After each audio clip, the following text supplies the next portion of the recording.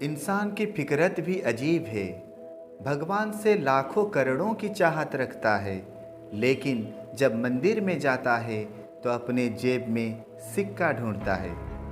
वो घर बदलता है, लिबास बदलता है, रिश्ते बदलता है, दोस्त बदलता है, फिर भी परेशान रहता है, क्योंकि इंसान कभी खुद को नहीं बदलता।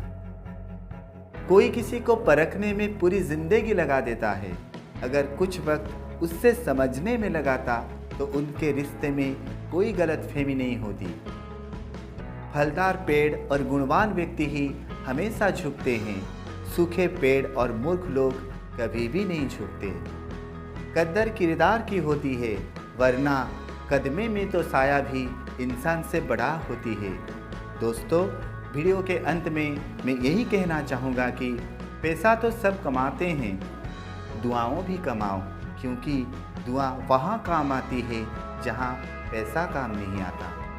अगर इस वीडियो में कई भी बातें से आप सहमत हैं तो इसको ज़्यादा से ज़्यादा अपने मित्रों और परिचितों के साथ शेयर करिए और मेरा इस प्रयास का हिस्सा बनिए। मैं कैलाश चंद्र गेरू फिर मिलूँगा अगले एक सकारात्मक वीडियो लेकर। नमस्कार, जय जगन्नाथ।